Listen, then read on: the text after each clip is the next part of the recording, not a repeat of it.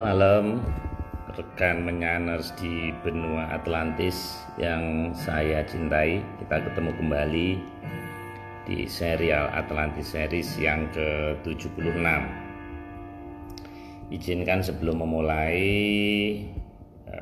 kita add dulu ya. Mas Agung masuk. Wah, Mas Agus Bre nih tumben ini. Kita tunggu sebentar kan narsum kita Mas Agung. Halo Pak. Halo Mas Agung. Ya. Malam. Malam Pak. Kita tunggu dulu Mas narator kita, Mas Novian. Mas Novian. Oke. Novian. Nah, Novian. Oh, Bu Nur juga ada ini. Novian Adi Nugroho.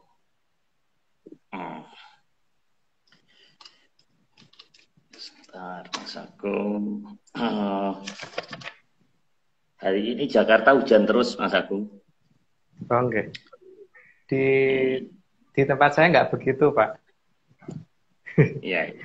Hujannya cuma sekali-kali aja, jadi tidak dari pagi sampai malam sih enggak, cuma berapa menit. Iya. Oke. Ini Mas Novian belum masuk nih. Selalu ya, kalau yang kedua itu selalu susah ya.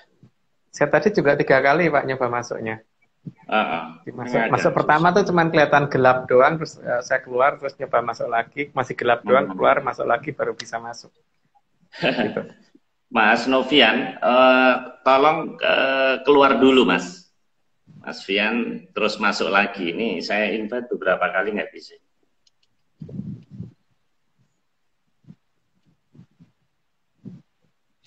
Mas Novian, oke, saya invite ya. Live, Mas Novian, oke. Nah, ini masuk. Nah, halo Mas. Malam Mas. Halo Mas. Halo Mas Agung. Nggih, Kang Dalu. Kang Dalu rahayu. Ayo. Salam kenal Mas Novian. Siap, salam kenal Pak Marius. Oh. Waduh, Mas Novian posisi di panggilannya Mas Vian ya? Iya, nih Mas Vian boleh, Vian boleh. Oh iya. Tapi bukan Novi toh Mas? Ya? Bukan. Kalau Novi boleh nggak Mas? Kebetulan sudah dapat fitnah, bukan Novi tapi Vivi. Vivi. Oh iya, bocorannya kalau lagi melo panggilannya Mbak Vivi. Angel. Beliau ini pinter main gamelan, Pak. Pinter main gamelan itu. Termasuk yang ngajarin saya gamelan kalau di Jogja. Oh iya, betul. Sambil nunggu rekan-rekan ya, Mas, kita kenalan. Jadi saya tadi baru lihat Instagram sampean gitu. Mas Fean kan sampean gitu. Nah, itu saya lihat ada suling Mas ya. Nah, konon bocoran menyan yang nyampe telinga saya nih, jenengan nih ahli kendang dan gamelan dan suling. Nah ini bisa kira-kira bisa diperformkan nggak sebentar? Oke, siap. Oke. Putus-putus ya kayaknya gambarnya dia. Gambarnya sih, tapi suaranya enggak sih. Suaranya enggak. Ya. Tapi gambarnya patah-patah. Ini suling. Wah, ini suling emas nih, Mas. Wah, iya, Mas. Ini kalau di Bukek Siansu itu serial Bukek Siansu yang kedua nih, Mas. Bukek Siansu, suling emas. Tapi kalau keterusan nanti jadi Cinta Bernoda Darah itu, Mas. Dan Mutiara Hitam. Wah, iya kan, itu kan serial Pendekar Pulau Es itu. Nah, sambil nunggunya ada 69, rekan-rekan kita tunggu performan dari Mas Fean nih. Silakan, Mas. Ini Pak Marius, saya itu ada 4 suling. Nah, ini mau pilih yang mana ini? Yang ini? Yang ini? Yang ini? Apa yang ini? Wedian, salah satu aja yang dipegang aja Mas, yang udah dipegang. Lah itu bedanya apa Mas? Saya nggak ngerti Mas. Gimana? Bedanya apa? 4 suling ini bedanya suaranya atau Nah, kalau apa? Kalau yang ini kebetulan yang paling panjang itu suling Sunda. Tapi yang ketiga ini bisa untuk main suling Bali, suling Jawa, suling Jogja pun juga bisa. Jadi gitu. Wah. Cuma bedanya di nadanya. Wah. Kalau yang di paling... Madiun itu ada namanya suling gading Mas, brem tapi Mas itu nggak bisa ditiup tapi dikemus itu ada. Makan. Oh, tapi saya suka itu Pak bremnya Pak. Yang paling enak aja Mas, pakai suling yang mana Mas? Itu? Oke, siap.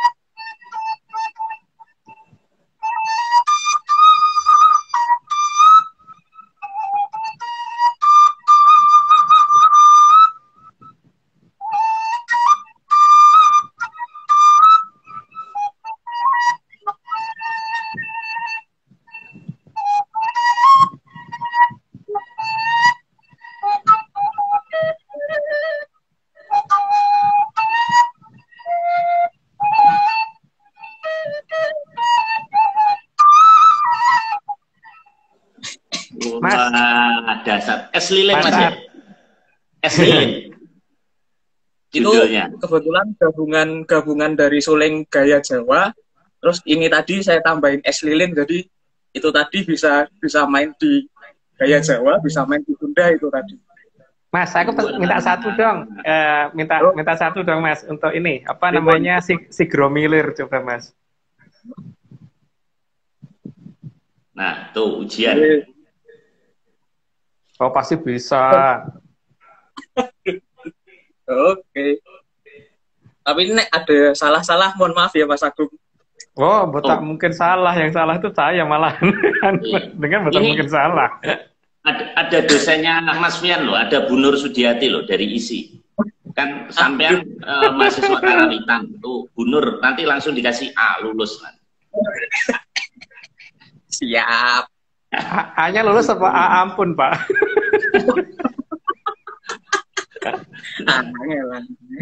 Monggo Mas. Saya coba ya Mas Agung. Oke.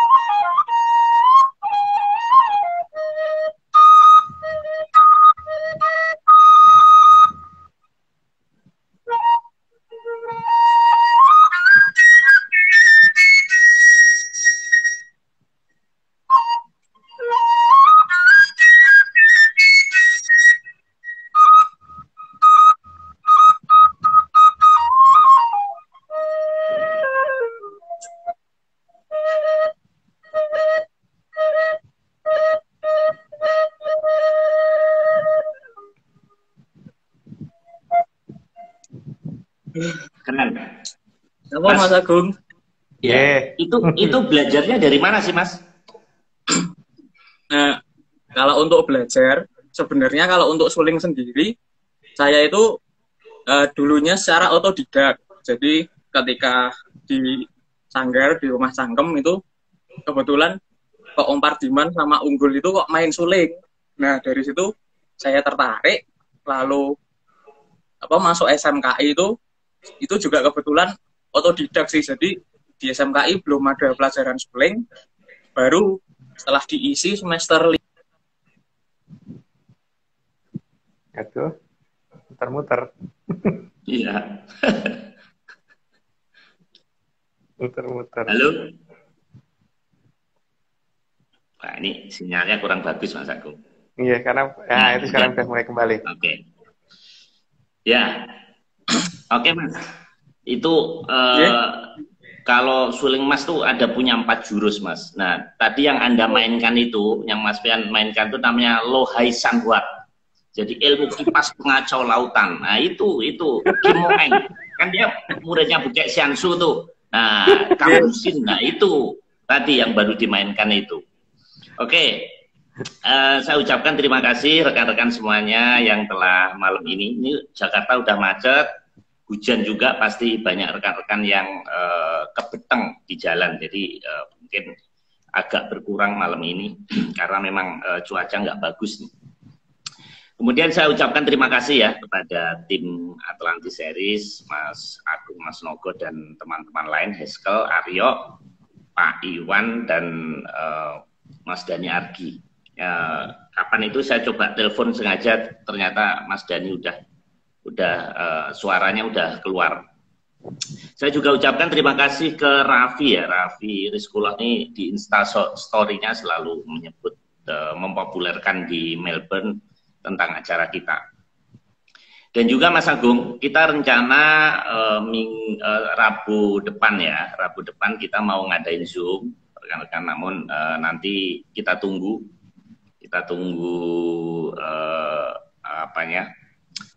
flyernya ya nanti Zoom, tapi tetap jam 9 Mas Agung ya.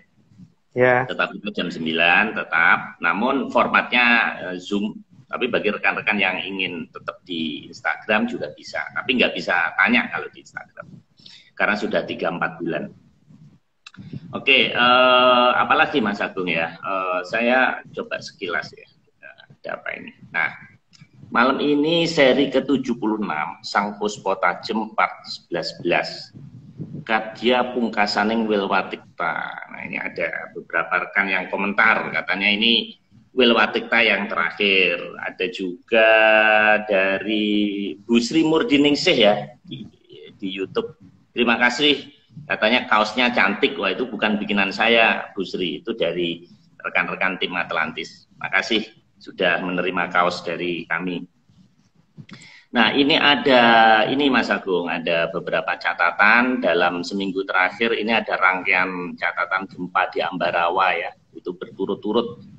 Ini banyak sekali, ini kiriman dari Mas Nogo dan rekan-rekan tim Atlantis nih. Nah, sampai 26 gempa. Nah, sumbernya dari BMKG tanggal 23 Oktober kemarin. Nah, ini 26 kali.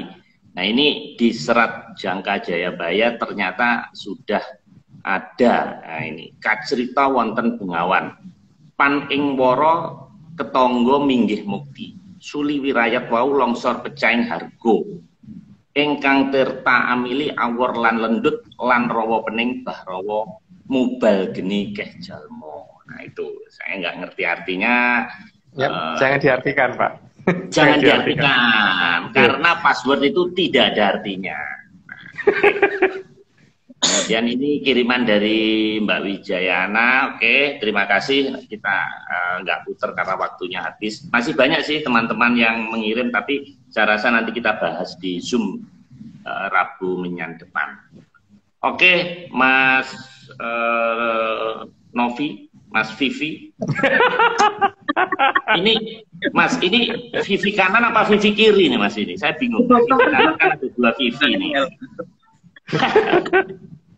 Wah, udah 15 menit Mas, ini dimarahin teman-teman nih, udah 101. Nah, kita mulai, nanti kita bercanda sendiri. Ini mohon maaf saya nggak bisa lihat ininya ya, chat bawahnya. Sebenarnya saya pengen komentar, karena sekarang IG itu cuma 2 baris gitu. Jadi saya nggak bisa ngikutin komen-komen rekan-rekan. Silakan berreuni di chat di bawah.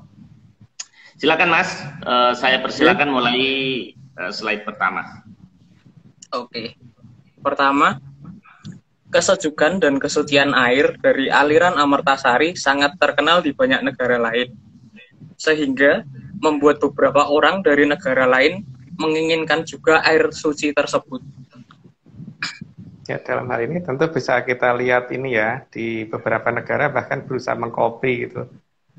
Ya, meniru. Kalau saya pikir gitu ya. Tapi kan mereka merasa bahwa asalnya dari mereka, yaitu itu hak mereka. Tapi kalau misalkan asal dari mereka, air yang sebersih itu di negara dia nggak ada seharusnya gitu. Tapi ya hanya di negara kita, itu versi saya. Oh iya, tapi sebelumnya ini harus diingat ya, ini adalah dongeng. Jadi yang namanya dongeng itu jangan dipercaya gitu. Jadi untuk disclaimer dulu di awal saya ngomong ini dongeng. Dongeng itu tidak boleh dipercaya. Tapi kalau percaya monggo. Tapi yang jelas ini bukan untuk dipercaya. Itu ya. Oke, lanjut dulu Mas. Oke. Kedua, aliran Amartasari ini dijaga sangat ketat sehingga tidak semua orang bisa mendekati aliran tersebut. Ya, kalau tidak dijaga pasti kelihatan nama kita sekarang nih paling tidak. Makanya dijaga ketat supaya tidak kelihatan. Dan ini Mas Vivi kiri dan Vivi kanan lagi muter-muter. Halo Mas. Halo. Lanjut Mas. Oke. Namun di perbatasan bagian barat dari Sungai Brantas ada sebuah desa yang tidak dijaga. Karena semua masyarakat di desa tersebut tidak akan mengizinkan orang asing masuk dan mendekati aliran Amartasari atau Sungai Brantas.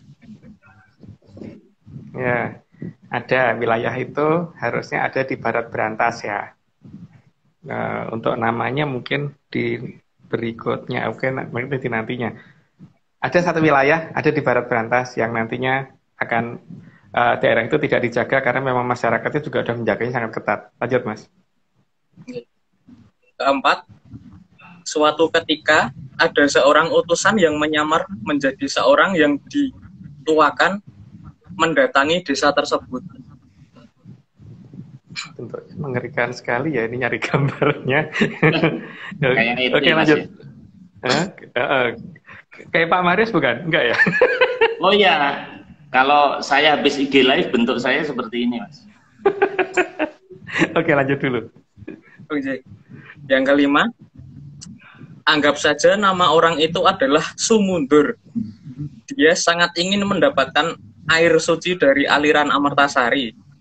Karena Sumundur mendengar tentang keberadaan masyarakat di sekitar aliran Amartasari yang menjadi sakti saat bersinggungan atau bersentuhan dengan air suci tersebut. Ini namanya bukan nama sebenarnya. Karena kalau nama sebenarnya nanti tidak jadi rame. Cuman ini jangan dibalik ya. Ini Sumundur jangan dibalik jadi Mundursu gitu ya. Mungkin dilanjut.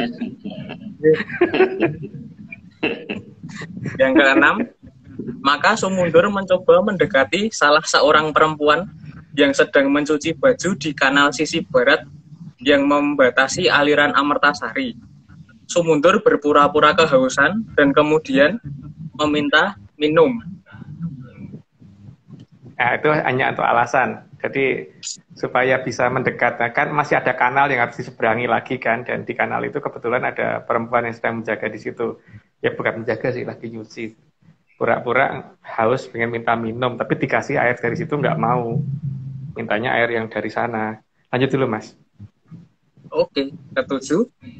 Di luar dugaan, ternyata perempuan yang dimintai minum tersebut justru marah dan mengusir Sumundur. Ya, di luar dugaan kan biasanya orang tuh nggak dikasih minta minum gampang. Karena ini masalahnya kan memang ya lucu sih, ada tempatnya sendiri yang sudah disediain buat kendi-kendi untuk minum, kok malah mintanya minum minta minum dari air yang dari sebelah, yang agak jauh kan, memang ya mencurigakan memang, jadi ya diusir sama perempuan tadi. Lanjut Mas. Ayat ke-8, sambil marah, perempuan tadi juga melarang Su mundur mendekati kanal di sisi barat dari aliran Amertasari dan menunjukkan air yang ada dalam kendi di tempat yang dikatakan sebagai papan pengumben atau dijadikan pos untuk tempat minum bagi yang lewat, atau pos papan pengumben. Pengumben dari kata ngombe dalam bahasa Jawa yang artinya minum. Ya, saya nggak tahu tuh nama itu ada apa enggak, tapi yang jelas itu ada di barat Brantas.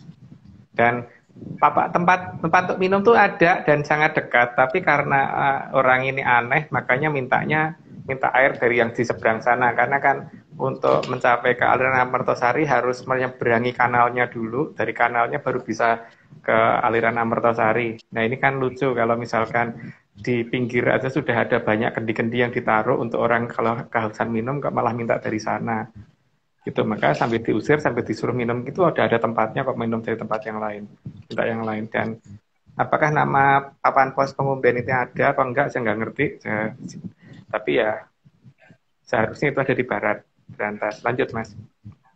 Oke. Slide ke-9, karena gagal mendapatkan air dari aliran Amertasari, Su mundur marah lalu mengambil kendi dan melempar ke perempuan tersebut.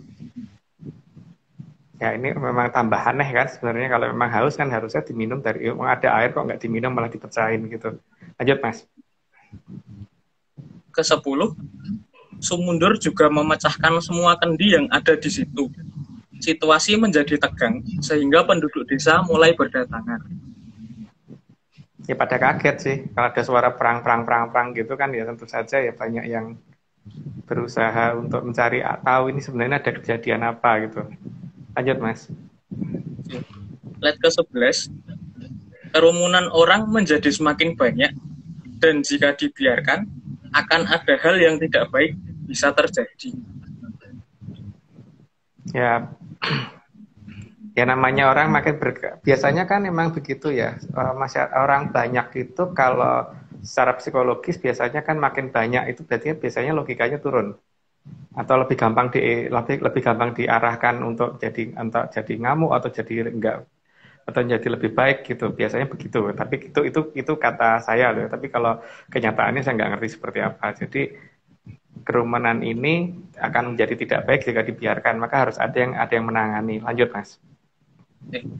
Slide ke-11, kerumunan orang menjadi semakin banyak dan jika dibiarkan akan terjadi hal yang tidak baik. Terus? Ya, itu kan udah dibaca tadi. Oke, maaf Mas. Ya. Slide ke-12, demi menjaga ketentraman wilayah di sisi barat dari aliran Amertasari, maka Sang Hyang Hapsari Cilincing sebagai dandiang aliran air suci tersebut meminta agar kerumunan bubar dan beliau memohon Sang Hyang Locaya datang ke lokasi papan pengumben.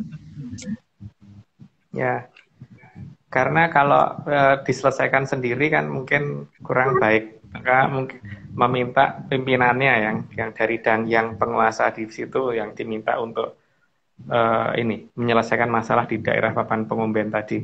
Lanjut Mas. Slide ke-13, Sang Hyang Locaya yang datang bersama Mahapatih Megamendung langsung mendatangi lokasi. Kedatangan mereka berdua bagaikan sebuah sinar daru yang turun dari kayangan. Karena mereka bukan manusia, sudah bukan manusia, karena sudah masuk di alam lelembut, sehingga pada saat datang juga membawa ada perbawanya ya, ada wibawanya yang mereka bawa dan yang dimiliki sejak dulu ketika masih jadi manusia, karena kan memang ditugaskan oleh Sri Adi Joyoboyo untuk menjaga wilayah aliran itu beliau, sehingga datangnya kayak sampai seperti daru yang berwarna seperti itu, kata ini ya, kata babat menyan. Lanjut Mas. Slide ke-14, maka terjadilah adu debat antara Sang Hyang Locaya dan Su mundur. Ya, jadi tidak didebat dan ini menjadi makin lama makin besar masalahnya, makin ini ya, makin tajam sebenarnya pembicaraannya, tapi pembicaraannya apa tidak kita share di sini. Lanjut, Mas. Slide ke-15. Akhirnya Sumundur terdesak dan mulai mundur. Karena Sumundur hanya tahu teori saja dan laku yang sebenarnya tidak bisa diterapkan, maka dari itu Sang Hyang Locaya terus mendesak ke utara agar dia kembali ke asalnya. Meskipun di sini Sang Hyang Locaya tidak melukai, bahkan tidak mengadakan serangan sama sekali, Sumundur tetap terdesak dan mundur terus. Ini sesuai namanya ya. Gitu. Dan di sini tidak ada kekerasan yang dilakukan, cuman didesak dengan kekuatan yang tidak diperhitungkan oleh yang membuat keributan tadi, sehingga dia akhirnya hanya terdesak mundur dan terus mundur gitu sampai di suatu tempat. Lanjut, Mas. Oke. Slide ke-16. Akhirnya Sumundur menyerah dan memilih balik arah serta pergi ke arah barat menuju tempat Sang Adipati Tugelan. Ini juga nama yang saya bukan nama sebenarnya ya. Jadi ya anggap aja ini nama komik gitu. Lanjut, Mas. Slide ke-17. Tempat menyerahnya Sumundur ditandai dengan nama Kapok atau menyerah tanpa isyarat. Lokasi atau tempat tersebut berada di sisi barat utara dari aliran Amertasari. Jadi ada di barat utara karena terdesak terus mundur sampai ke utara, akhirnya menyerah. Dalam bahasa Jawa menyerah itu artinya kapok atau ya. Tapi ya nggak tahu sekarang berubah menjadi apa nama di wilayah itu, apakah masih ada apa tidak, saya tidak tahu. Tapi yang jelas harusnya ada nama daerah yang namanya Kapok. Lanjut, Mas. Ke-18. Sumundur mulai menghasut Raden Tugelan agar mau mengkudeta kerajaan pusat, dan hasutan tersebut berhasil. Posisi kerajaan pusat saat itu terletak di sisi timur dari aliran Amertasari.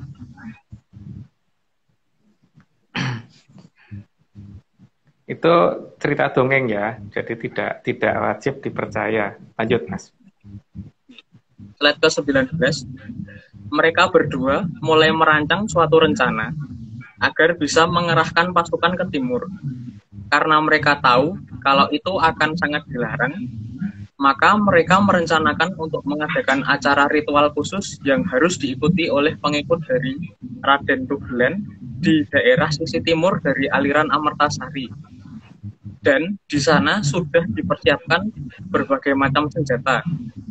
Dalam strategi mereka, pasukan yang datang pun harus tidak tahu kalau akan disuruh mengadakan serangan.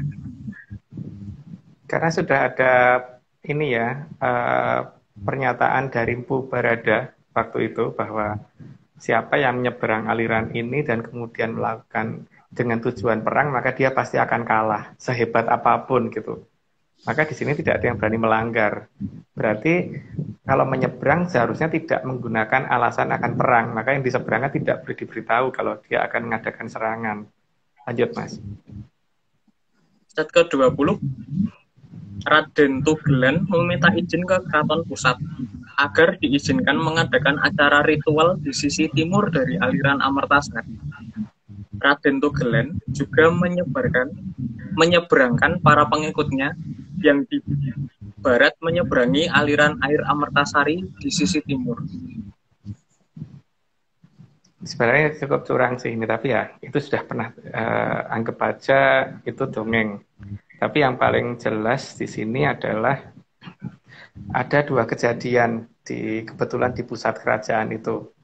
Yang pertama tentang akan adanya hari besar yang akan dilakukan sehingga ada alasan untuk mengadakan ritual.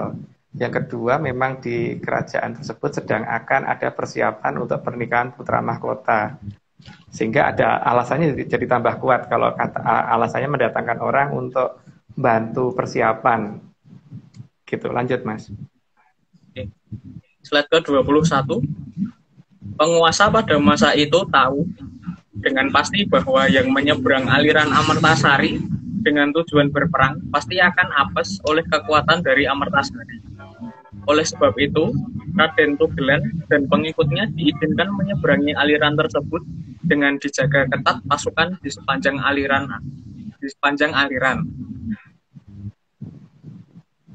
Ya, itu salah langkah yang dilakukan oleh Sang Prabu di waktu itu ya. Sehingga mengizinkan, harusnya kan tidak diizinkan. Lanjut, Mas. Slide ke-22. Sebenarnya hal tersebut sudah diprotes oleh Sang Hyang Lojaya. Tapi sayangnya Sang Mahaprabu tidak awas dan kurang waspada, sehingga beliau tetap mengizinkan Raden Tugelan menyeberang. Bersama pasukannya ya, bukan hanya Raden Tugelan aja. Jadi di sini sebenarnya sudah ada peringatan, tapi karena dianggap sebagai putra angkat dan memang ada hajatan besar nantinya di sana, maka diizinkan. Walaupun sebenarnya sudah diberitahu oleh Sang Hyang Lojaya yang seharusnya sudah mengerti bahwa ini akan terjadi masalah besar. Lanjut, Mas. Slide ke-23. Ketidaksetujuan dari Sang Hyang Lojaya menjadi terabaikan dan peristiwa ini akan menjadi titik balik dari sebuah kejayaan. Hal ini juga membuat Sang Hyang Lojaya marah dan akhirnya beliau memilih untuk pergi serta tidak menasihati lagi. Karena beliau tahu konsekuensi yang akan terjadi kan, jadi beliau lebih baik pergi daripada bicara juga tidak didengarkan. Lanjut, Mas. Slide ke-24. Sehingga banyak dari pasukan Raden Tugelan yang berhasil menyeberang ke sisi timur dari aliran Amertasari. Ya, itu akhirnya terjadi penyeberangan. Lanjut, Mas. Slide ke-25. Dan seseorang yang berpakaian seperti memakai jas hujan yang memimpin pasukan tersebut. Ya, ada seragam yang aneh memang. Lanjut, Mas. Slide ke-26.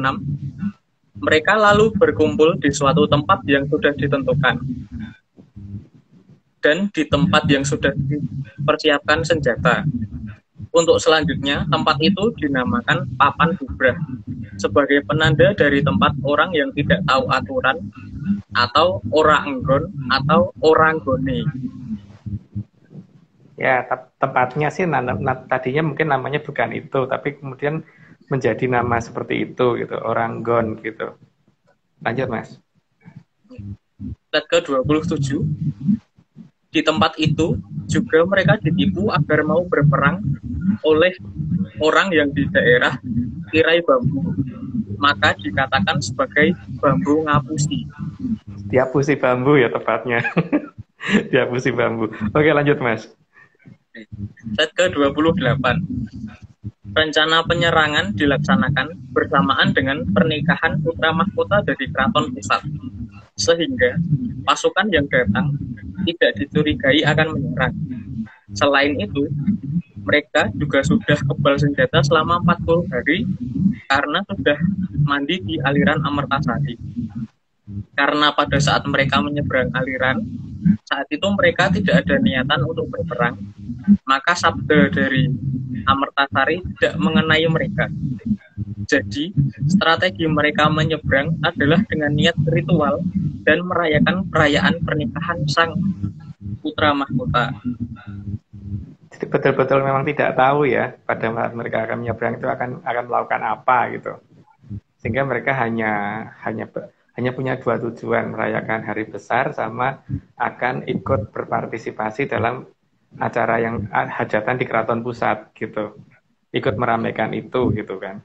Jadi mereka juga tidak tahu, karena tidak tahu maka mereka tidak terkena kutukan untuk untuk menyeberang untuk perang. Itu tidak terkena itu, sehingga mereka malah kebal senjata.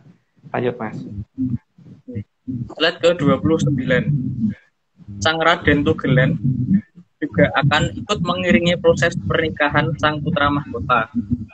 Sehingga keberadaannya ada di dekat sang putra mahkota karena sudah dianggap sebagai adik yang sangat disayangi.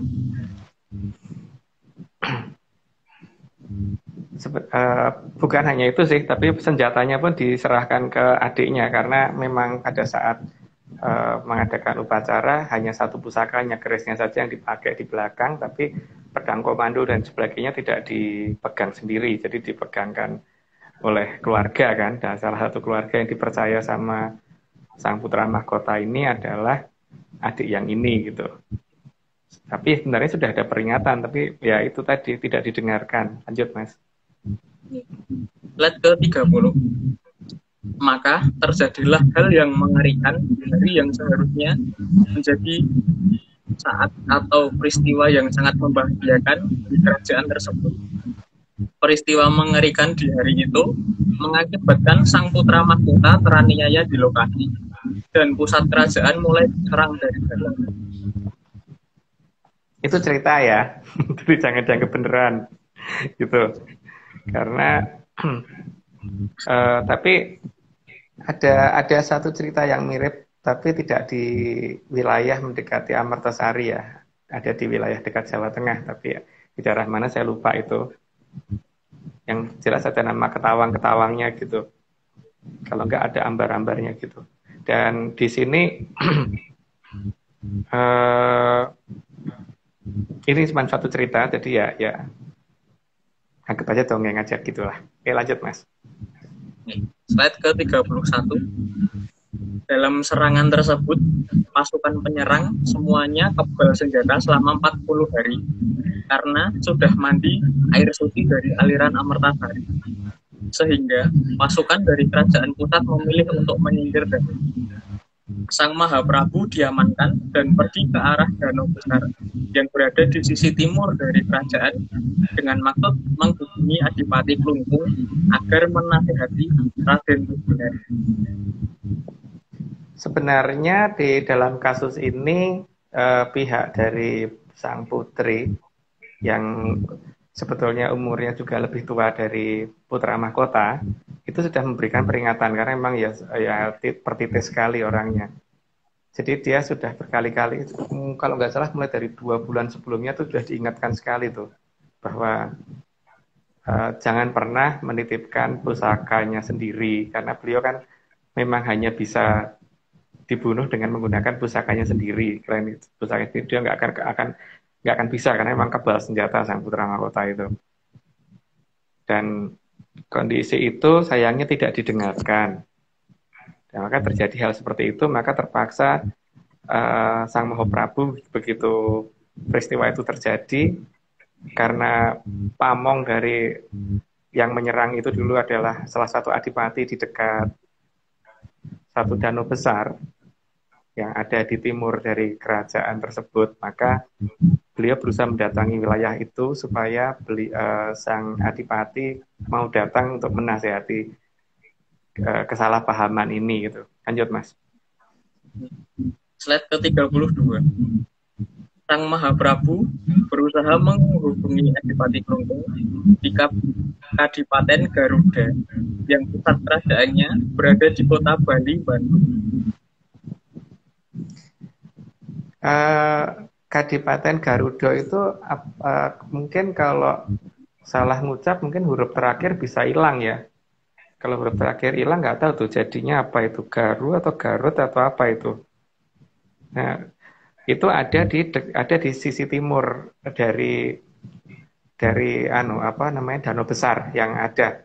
Dan danau besar itu dulu pernah ada, tapi sekarang sayangnya sudah tidak ada. Tapi paling tidak danau tadi masih tersisa beberapa nama wilayah yang menunjukkan bekas danau, seperti ada nama pasir-pasir gitu, terus kemudian juga ada nama air biru gitu, karena airnya mungkin bening banget juga ya. Air itu kalau dalam bahasa sana mungkin sih ya, jadi mungkin ada air biru itu apa, berubah jadi apa gitu, atau banyu biru gitu ada di situ gitu. Jadi sang adipati ada di sebelah timur dan beliau belum mengetahui kalau ada masalah di kerajaan pusat, maka sang Mahaprabu berusaha mendatangi kadipaten itu gitu. Lanjut Mas. Slide ke-33. Namun sebelum menyeberang ke Kadipaten Garuda, sang Mahaprabu berhasil ditemukan oleh sang Jogokali. Akibat salah bicara, maka Kilurah Sabdopalon marah. Beberapa ucapan kemarahannya keluar, sehingga di situ menjadi daerah yang dijadikan pusat perjanjian dengan nama Suara Hyang dan karena salah artikulasi menjadi nama Soreang. Kemarahan seorang dewa, maka dewa kan dalam bahasa Sanskerta atau bahasa Kawi atau bahasa Jawa kadang disebut sebagai Sangyang. Maka ucapan-ucapan beliau itu diabadikan menjadi daerah yang dinamakan daerah Suara Yang. Dan memang oleh orang di daerah tersebut, saya dulu diberitahu bahwa nama wilayah itu memang dari kata Suara Yang, tapi kemudian nggak tahu kenapa berubah menjadi nama itu gitu tadi kan. Dan sampai dengan sekarang tempat perjanjiannya kan diabadikan menjadi suatu daerah yang dimonumenkan, yang kemudian monumen tadi ditimbun. Sehingga dikatakan monumen tempat terjadinya suatu peristiwa atau monumen lalakon. Lanjut, Mas. 34. Di tempat tersebut, Sang Mahaprabu membuat surat ke seluruh putra-putranya. Lanjut, Mas. Belum. Oh, mutar-mutar.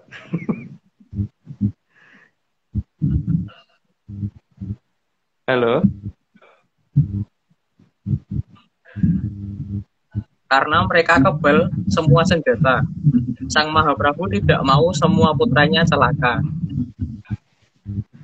Ya, di situ maka membuat suatu surat untuk melarang. Jadi semuanya pada dilarang semua untuk mengadakan serangan balik gitu kan. Dan surat itu kemudian akhirnya dikirim. Lanjut, Mas.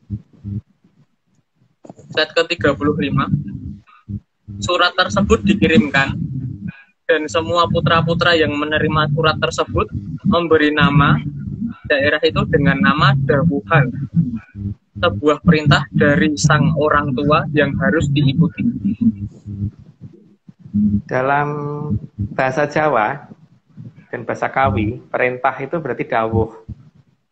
Nah, dawuh itu kalau diberi dawuh karena dawuh yang sudah diberikan itu kan dikatakan dawuhan, kedawuhan atau mendapat suatu perintah itu kedawuhan.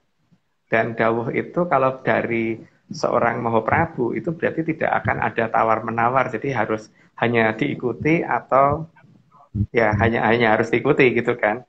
Dan para putra ngerti persis bahwa maksudnya beliau itu tahu kalau misalkan ini diadakan serangan di saat ini tidak baik, yang terjadi mungkin tidak baik, maka diminta untuk menunggu waktu di saat yang tepat gitu, sehingga akhirnya mereka merasa mendapatkan perintah dan mereka kemudian mengurungkan untuk mengadakan pukulan balik dan menunggu waktu yang tepat gitu, Mas.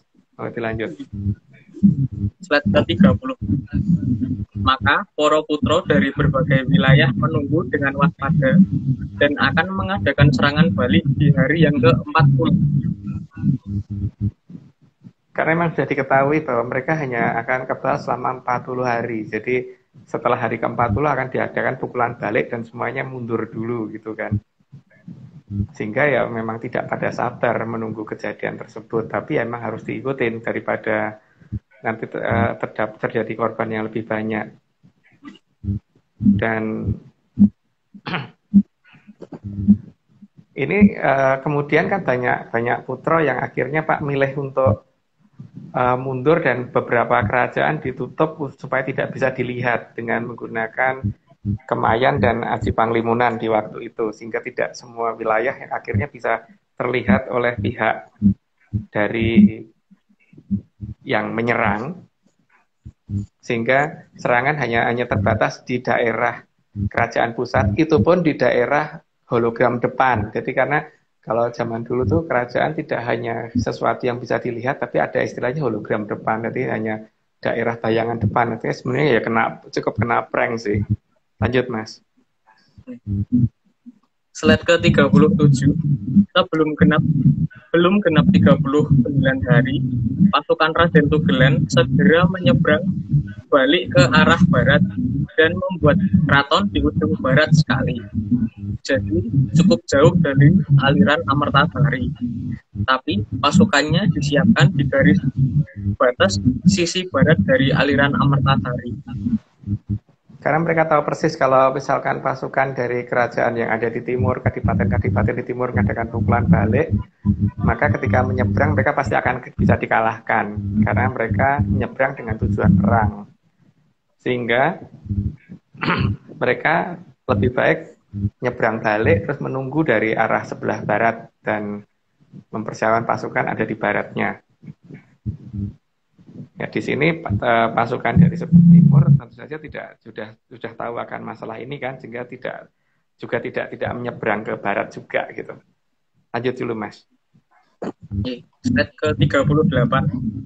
Maka setelah genap 40 hari, tepatnya di hari ke-41, pasukan dari timur bergerak maju menuju pusat kerajaan.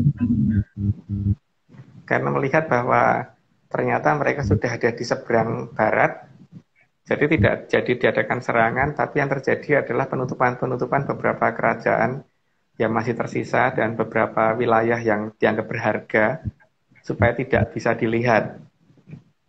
Karena memang mereka punya kemampuan itu gitu, punya sistem kamuflase yang tidak seperti orang zaman sekarang. Jadi betul-betul mempunyai sistem kamuflase yang bisa menutup total sehingga tidak orang bisa kelewatan atau tidak bisa melihat wilayah itu. Itu yang mereka lakukan akhirnya. Lanjut, Mas. Slide ke-39.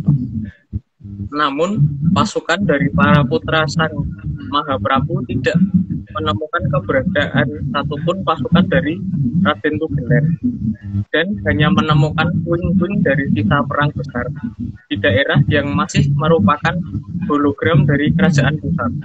Yang artinya, keraton pusat belum tersentuh sama sekali. Ya, keraton pusat yang saya maksud ini adalah keraton pusat yang ada di sebelah selatan Cibubur ya. Jadi bukan keraton pusat yang ada di mana gitu. Jadi itu belum tersentuh dan berhasil disembunyikan atau ditutup supaya tidak kelihatan lagi. Sehingga kalau mereka akan mengadakan serangan ulang, maka mereka tidak akan bisa nyerang dengan tidak mengetahui koordinat tepatnya karena wilayah itu berubah menjadi kalau mendekati wilayah itu orang akan berubah pandangan. Gitu Mas, lanjut Mas. Slide ke-40. Raden Tugelen tidak sadar bahwa Sang Mahaprabu mengantisipasinya. Maka beliau memposisikan keraton hologram di depan keraton pusat sehingga seolah-olah penyerangan berhasil dan keraton Keprabon disabda menjadi pusaka Keprabon disabda menjadi beliau, maka seolah-olah beliau pun berhasil dijadikan tawanan. Dalam cerita dongeng seperti itu ya. Dongeng. Jadi ini anggap aja cerita dongeng gitu, bahwa beliau dijadikan tawanan. Nah, sebenarnya beliau bergerak ke timur ketika dianggap ketika tadi ketemu sama yang Joko Kali, sebenarnya beliau tetap bergerak ke timur tapi bukan ke Kelungkung, tapi ke suatu wilayah yang ada lebih di timur lagi gitu. Dan wilayah itu mungkin belum bisa kita sebutkan untuk saat ini karena sedang dalam penelitian kita. Lanjut, Mas. Slide ke-41. Hal ini karena Sang Mahaprabu mengikuti aliran zaman dengan menggunakan mata satu. Sang Mahaprabu tahu bahwa Jangka memang harus berjalan dan tidak mau melawan Sang Hyang Kertowinangi. Terus? Sampun, Mas. Oh iya, saya salah baca, Mas. Tak kira 42, ternyata 41. Yeah. Ya memang beliau orang yang sangat mengerti ini karena memang leluhur juga sudah memberikan patokan-patokan berupa serat-serat kuno yang untuk di Pustaka Raja Purwa, di beberapa jongko dari para leluhur dari sebelum beliau itu sudah diberikan patokan bahwa besok akan terjadi ini gitu. Cuman ya yang namanya manusia ada tidak waspadanya ya. Dan sebenarnya juga sudah mendapat peringatan juga dari Sang Hyang Losoyo. Sehingga tetap ada korban tadi. Tapi walaupun gitu karena putra mahkota itu ketepatan Aji Poncosono ya tetap tidak meninggal, tapi tetap ada bagian yang hilang dari badannya beliau gitu. sehingga harus dibawa ke timur. Harus dibawa ke timur untuk untuk nantinya beliau supaya bisa kembali lagi di zaman yang berbeda gitu, di garis waktu yang berbeda. Lanjut, Mas. Slide ke-42. Maka setiap prediksi dari Sang Mahaprabu cukup akurat. Cuma sayangnya Sang Putra Mahkota tidak mau mendengar seluruh perkataan beliau. Sehingga acara yang seharusnya bisa menjadi kebahagiaan berubah menjadi tragedi yang lalu dikenal dengan nama tragedi Loro Dono. Ya, karena suatu hal yang harusnya menjadi suatu kebahagiaan jadi tragedi sih di situ. Dan di sini sebenarnya bukan hanya Sang Mahaprabu yang sudah memberikan peringatan, tapi juga Sang Hyang Lodaya sudah memberikan peringatan, juga sang putri yang akan menjadi istri beliau itu juga sudah memberi peringatan. Dan itu lebih tajam sebenarnya peringatan dari sang putri, karena memang lebih ngerti seorang perempuan yang waktu itu walaupun memang sudah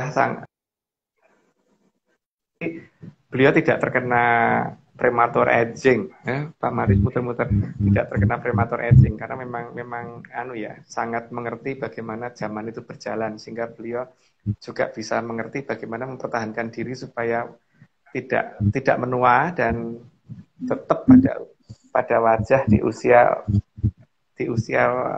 yang menjadi titisannya Betari Kanastren gitu, di usia dia segitu gitu. Sehingga tetap cantik dan tetap muda dan tidak terlihat tua, tapi kemampuan yang luar biasa sekali. Lanjut, Mas. Slide ke-43.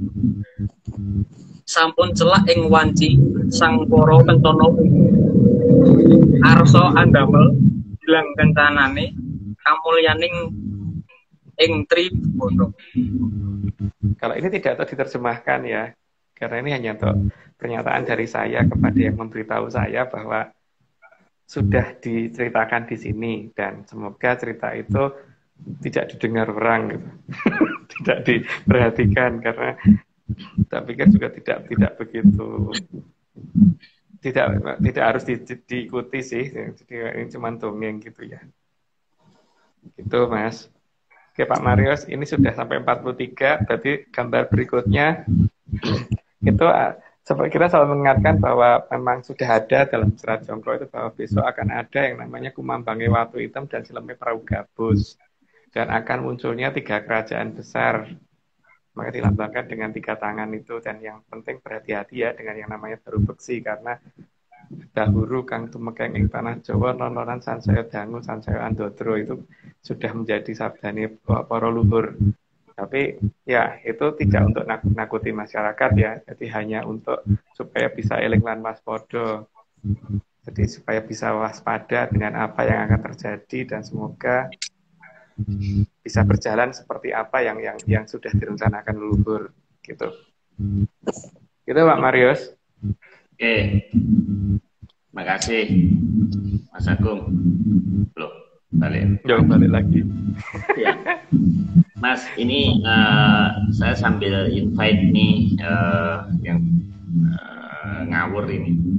Siapa tahu bisa masuk, ini saya random. Karena beberapa kali kan kemarin nggak bisa ya. Saya mau tanya ke Mas, bukan tanya, ada saran ini dari, ada yang menyarankan saya. Jadi Instagramnya Mas Vivi ini ada 105, tapi yang nyuling cuman 1. Nah itu harusnya 2. Nah itu apalagi kendangnya nggak ada, Mas ya? Itu edisi khusus itu, Pak. Oh, edisi khusus.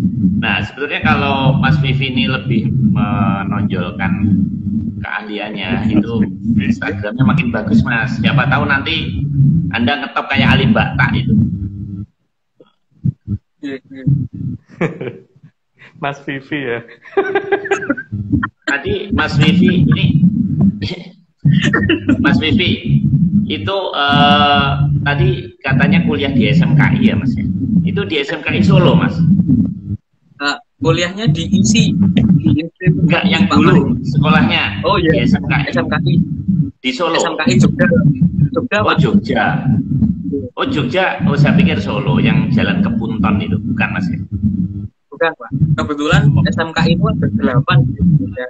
Dan saya di SMKI Jogja. Oh, oke. Mas, ini ada yang masuk satu kok gelap lagi nih. Kenapa ini? Nah, Anda beruntung Mas, dapat menyan. Dapat menyan lagi. Dapat kaos 100% menyan. Nah, Mas Vivi udah dapat kaosnya belum Mas? Belum. Wah. Tapi kelihatannya OTW Pak.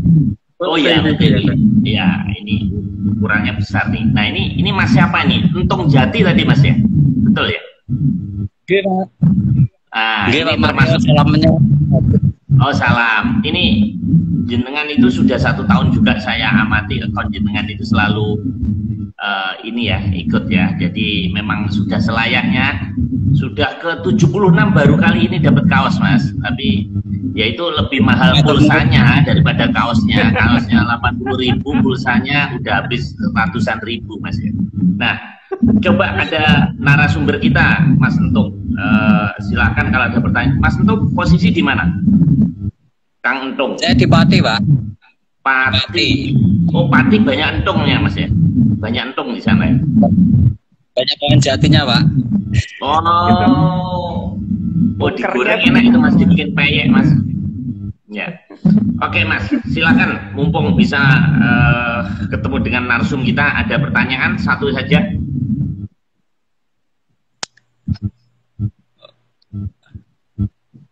Pertanyaannya mungkin saya ikut aja. Ada pertanyaan Pak. Asmani pun sinten Mas? Aslinya namanya siapa Mas? Mas Entung Jati itu, kalau boleh tahu. Aslinya namanya Mas Yoko. Yoko, kayak ini pendekar Yoko itu ya. Oh iya, Yoko Ono. Sintio Hablo ya, apa namanya Pak? Yang pendekar Raja Wali Sakti itu. Oh iya. Iya, Yoko ya. Itu. Yang di Indosiar Andi itu Lau Pak. Andi Lau. Iya. Andi. Nah ini Mas Yoko ini kok tertarik terhadap event kita ini kenapa Mas? Apa ada ketertarikan terhadap Atlantis ini kenapa Mas? Karena gini Pak, kebetulan kan saya juga belajar tentang ajaran leluhur. Ajaran leluhur itu bagaimana sih? Kita harusnya bagaimana sebagai orang Jawa, orang Nusantara itu harus bagaimana? Nah kebetulan dulu banget sudah ngikut Turang Beseto, apa namanya YouTube-nya, terus waktu itu ada pas Mas Agung sama waktu apa ya Maya kalau nggak salah. Yang itu terus akhirnya tak ikut terus.